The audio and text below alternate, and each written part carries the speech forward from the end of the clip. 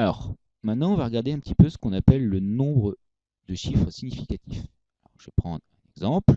Un homme se place sur une balance et elle lui indique que son poids est de 74 kg. Alors, est-ce que c'est la même chose? Est-ce qu'il peut dire qu'en fait, il pèse 74 000 grammes? Est-ce que c'est la même chose d'après vous? Alors, évidemment, ces trois chiffres qu'il a mis n'ont jamais été indiqués sur la balance. Ici, apparemment, c'est une balance qui est précise au kilo, pas au gramme. Donc, ces trois chiffres, il les a mis, je ne vais pas dire au hasard, mais simplement par habitude de conversion.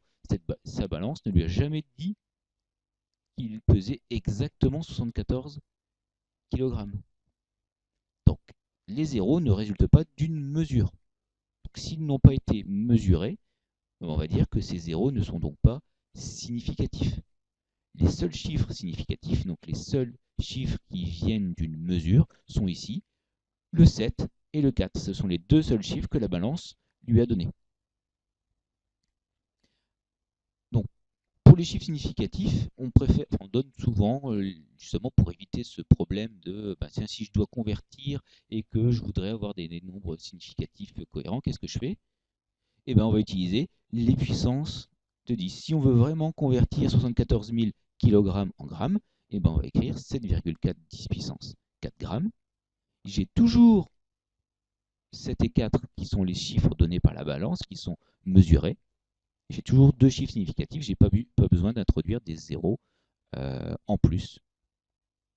Donc voilà, notation scientifique, chiffre significatif, ça va souvent aller ensemble. Alors on va regarder encore quelques exemples. Donc par exemple, une bouilloire qui contient 420 ml d'eau. Alors, avec les conversions, est-ce que c'est pareil? Est-ce que c'est équivalent de dire qu'elle contient 0,420 litres ou 0,0420 litres ouais, ou 4,2 décilitres? Alors, souvenir que les chiffres doivent être donnés via la mesure qui a été faite. Ici, la bouilloire, a priori, si j'ai fait la bonne mesure, fait 420. Donc 4 de 20 proviennent d'une mesure. Donc je dois les retrouver partout, quelle que soit la conversion que je fais. Donc ici, 4 de 0 sont significatifs, 4 de 0 sont significatifs, 4 de significatifs. Il manque un 0, il n'est pas bon. Donc ici, les seuls qui sont équivalents, c'est 0,420 litres ou 0,0420 décilitres. Alors, ce qui est apparu avant. Donc ici, pour faire la conversion, j'ai rajouté des zéros devant. Ces chiffres-là ne sont pas significatifs. Donc tout ce qui est devant, d'accord, le premier chiffre n'est pas significatif. C'est simplement la conséquence de la conversion. Les zéros qui sont derrière seront toujours significatifs. Si on les donne, c'est qu'il y a une raison. C'est que, a priori, la mesure a été faite jusqu'à ce nombre-là. Donc ici, sur mes trois possibilités, il n'y a que la troisième qui n'est pas bonne. Il me manque un chiffre de précision. J'ai perdu en précision par rapport aux mesures que j'ai effectuées. Voilà. La dernière, on me dit il y a une perte d'information. J'ai perdu une précision par rapport à ce que j'aurais dû avoir. Donc à chaque fois qu'on change d'unité, le nombre de chiffres significatifs ne doit pas changer. Alors, si je dresse un bilan par rapport à ça, les chiffres significatifs indiquent la précision d'une mesure. Les zéros placés à gauche du premier nombre ne sont pas significatifs. Il n'y a que les zéros à droite. Donc si je repars sur des exemples, je prends un diamant qui pèse 22,55 carats. Combien y a-t-il de chiffres significatifs? Alors ici, c'est assez facile, il n'y a pas de zéro. Ici, j'ai 4 chiffres significatifs. Tous proviennent d'une mesure. Une heure contient 3600 secondes et une minute en compte 60. Donc, dans une heure, combien de chiffres significatifs? A priori 1, 2, 3, 4. Les deux zéros comptent. 4 chiffres significatifs. 1 minute en compte, 60, a priori, on est quand même sûr de soi. 2 chiffres significatifs. Ensuite, il faut environ 200 g de chocolat pour réaliser un gâteau pour 4 personnes. Combien de chiffres significatifs? Alors là, il n'y a qu'un seul. Pourquoi? À cause du fameux mot environ. On n'est absolument pas sûr que ce résultat soit précis. Donc, a priori, on va devoir garder que le premier chiffre. Et a priori, ça sera valable quand même pour pas mal de choses. Ma grand-mère a 100 ans aujourd'hui. Combien de chiffres significatifs? A priori, 3 chiffres. Pourquoi? Parce qu'il y a le terme aujourd'hui. Donc ici, ce n'est pas une valeur arrondie. C'est pas elle a 100 ans, point. C'est vraiment aujourd'hui. Alors, ces chiffres significatifs, on va beaucoup s'en servir quand on va devoir arrondir le résultat d'un calcul. Souvent, on pose la question, tiens, j'ai 6 chiffres au niveau de mon résultat. Bon, j'arrondis à combien? Il y a un chiffre après la virgule, 2 chiffres, 3 chiffres. En général, on ne peut être plus précis que les valeurs données par le texte. Donc, si le texte nous donne une précision, nous, je ne vois pas comment on pourrait donner une précision qui est plus grande. Par exemple, voilà, 487 divisé par 4,83.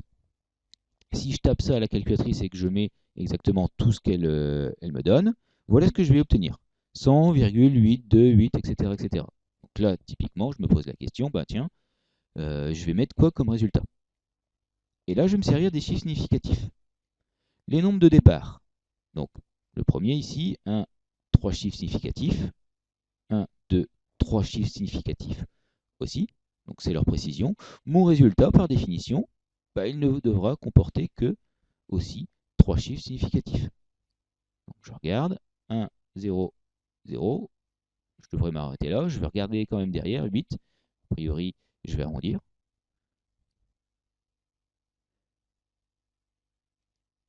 Et si je veux l'écrire en notation scientifique, ce que je l'ai oublié, 1,000,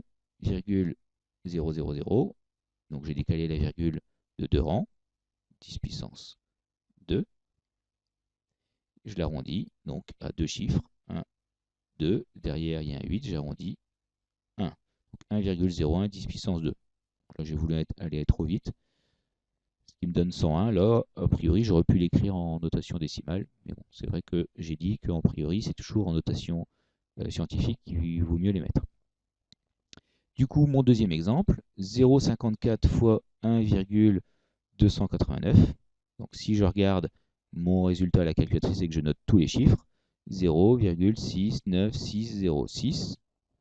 Alors c'est vrai que ça fait beaucoup moins que tout à l'heure, mais ça fait quand même pas mal. Donc je voudrais l'arrondir.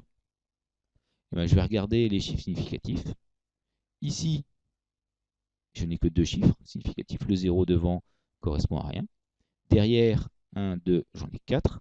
Donc ici, 2 chiffres significatifs. Ici, 4. Et je vais prendre le moins précis des résultats. C'est lui qui limite mes calculs, c'est lui qui limite mon résultat. Donc, je vais devoir garder que 2 chiffres significatifs. Alors, je vais d'abord l'écrire en notation scientifique. Donc, il me faut décaler la virgule d'un rang. 6,9, donc d'un rang 10 puissance moins 1.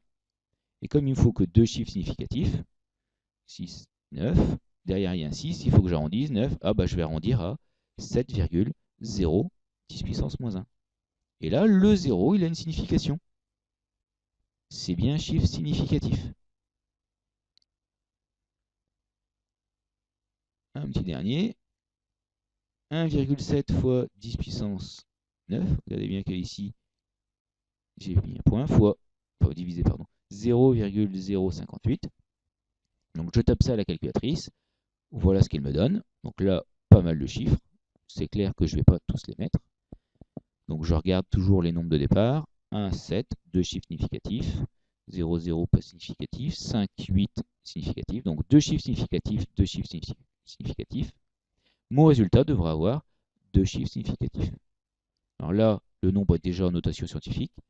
Donc 2 chiffres, 2, 9. Derrière, c'est un 3. Je peux arrondir. 2,9, 10 puissance 20. En conclusion, donc ce qu'on peut dire par rapport à ces chiffres significatifs, c'est que ils sont utiles lors d'une application numérique si l'on doit arrondir le résultat, ou si le résultat a trop de chiffres, donc arrondir quand il y a beaucoup de chiffres derrière les virgules, ou quand on se retrouve avec un nombre à 15 chiffres. Mais là, normalement, votre calculatrice va vous le donner en notation scientifique. Ça devrait simplifier les choses. Donc dans ce cas-là, si on doit arrondir un résultat, on va regarder le nombre dans le calcul qui a le moins de chiffres significatifs, donc qui est le moins précis. Et le résultat va être écrit avec le même nombre de chiffres. Donc si dans votre calcul, vous avez un nombre qui n'a que 2 chiffres significatifs, le résultat sera avec 2 chiffres significatifs. Donc voilà ce que l'on pouvait dire un petit peu sur les puissances de 10. Donc maintenant, reste plus qu'à vous exercer pour voir un petit peu ce que vous avez compris. Voilà, bon courage, au revoir.